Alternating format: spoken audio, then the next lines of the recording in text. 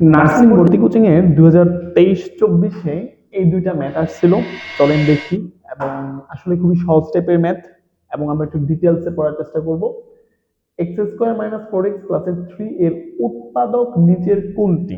উৎপাদকের বিশ্লেষণ আপনারা সেই ক্লাস 7 থেকে করতেছেন।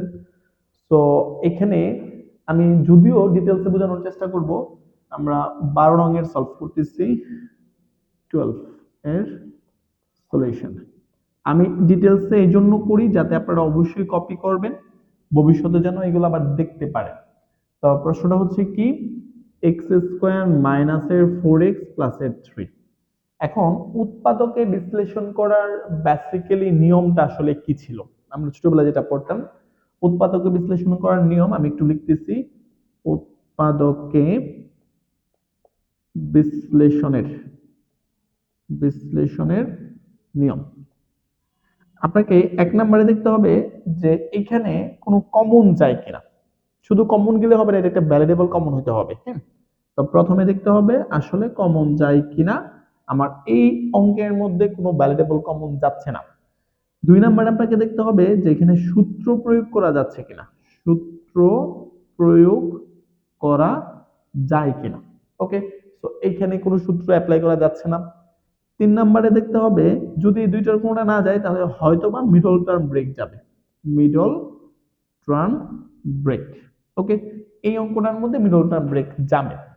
এখন চার নাম্বার নিয়ম হচ্ছে যদি তিনটার কোনোটা না যায় তাহলে আপনাকে চেক করতে হবে যোগ, বিয়োগ, গুণ, ভাগ এইগুলা করা যায় কিনা। এইগুলা যদি করা যায়, করে আবার প্রথম থেকে দেখতে হবে কমন যায় কিনা, সূত্র প্রয়োগ করা যায় কিনা, মিডল টার্ম ব্রেক করা যায় কিনা। এই চারটা কোনোটাই যদি করা না যায় তাহলে পাঁচ নাম্বার এবং সর্বশেষ নিয়ম হচ্ছে বাকশেষ উপপাদ্য। বাকশেষ উপপাদ্য প্রয়োগ করে আমার কি করতে হবে, এটাকে উৎপাদকে বিশ্লেষণ করতে হবে। তো আমার এটার ক্ষেত্রে কমনও যায় না, সূত্র প্রয়োগ করা যায় না। এখানে যায় কি middle term break. Middle term ব্রেকের কনসেপ্টটা হচ্ছে কি, আপনার টোটাল তিনটা পদ থাকবে এবং চলকের মধ্যে রিলেশন ডাবল থাকবে। এটা এক্স, এটা কিন্তু এক্স স্কোয়ার। সো এখানে মিডল টার্ম ব্রেক যাবে। তো নিয়মটা হচ্ছে এখানে যে সংখ্যা থাকবে আর এখানে যে সংখ্যা থাকবে দুইটাকে আমরা একসাথে গুণ করব। তো এখানে গুণ করলে বেসিক্যালি হচ্ছে 3 কে 3। আচ্ছা, এখন 3কে এমন ভাবে ভাঙতে হবে যেন যোগ বিয়োগ করলে মাঝখানেরটা আসে। তাহলে 3 কে 3, 3 আর 1 যোগ করলে কত হবে? 4 হবে। সো আলটিমেটলি আমরা সিদ্ধান্ত নিয়েছি কি x square minus three x minus x plus এর থ্রি। এখন চাইলে আপনারা ব্যাটও দিতে পারেন, যে আপনারা তো বলছেন যোগ করতে হবে, করলেন তো বিয়োগ।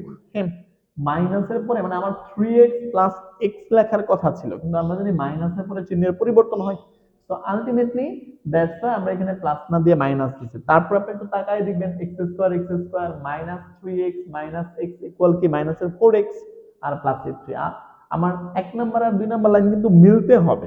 কেমন? এখন আপনি এই প্রথম দুইটা থেকে কমন নেন, কি কমন যাবে? এক্স কমন যাবে, থাকবে এক্স মাইনাস থ্রি।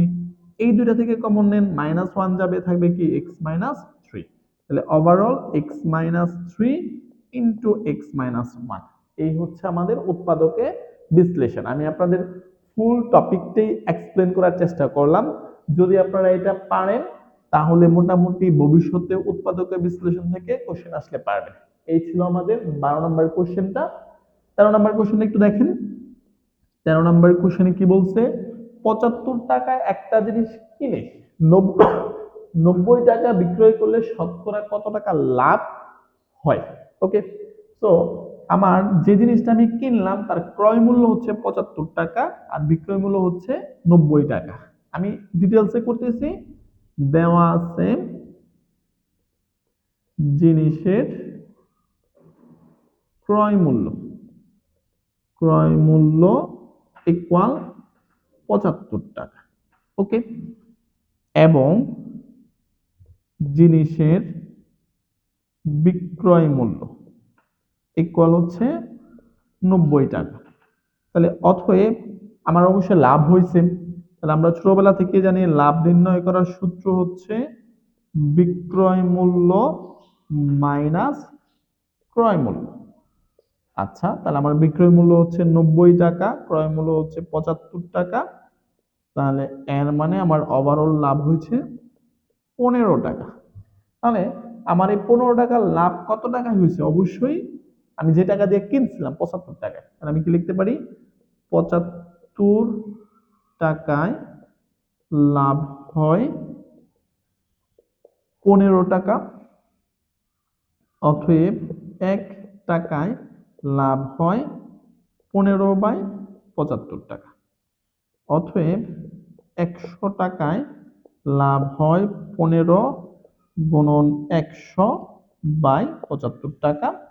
25 দিয়ে কাটলে 3, 25 দিয়ে কাটলে 4, 3 দিয়ে কাটলে 5, তাহলে 4 5 20 টাকা। অর্থাৎ আমার শতকরা লাভ হচ্ছে 20 টাকা। দ্যাট মিন্স উত্তরটা হচ্ছে এটা। আপনারা আমার প্লেলিস্টগুলো যারা দেখতেছেন তাদের প্রতি আমার সাজেশন হচ্ছে, যেহেতু আপনি দেখতেছেন অবশ্যই আপনার ভালো লাগে, দ্যাটস ওয়াই, অথবা আমার ক্লাসগুলো আপনারা বুঝেন, দ্যাটস ওয়াই আপনারা এগুলো দেখতেছেন। আপনি কোশ্চেনটা তুলে প্রত্যেকটা প্রশ্নের যে ব্যাখ্যাটা আমি লিখি এটা অবশ্যই লিখে রাখবেন। এক সময় যখন দেখবেন আপনার 300 400 প্রশ্নের এরকম একটা সমাধান, একটা খাতা আপনার হয়ে গেছে, তখন আপনি নিজেই বুঝতে পারবেন, এটা আপনাকে একটা স্পেশাল একটা পাওয়ার দিবে যে হ্যাঁ আমার পক্ষে পসিবল নার্সিং এর যে কোনো একটা সেগমেন্ট ক্র্যাক করা। তো শুধু দেখলে হবে না, অবশ্যই ভিডিওগুলা দেখার সাথে সাথে হ্যান্ড নোট করতে হবে, তাহলে এটা অনেক বেশি ইফেক্টিভ হবে আপনাদের জন্য।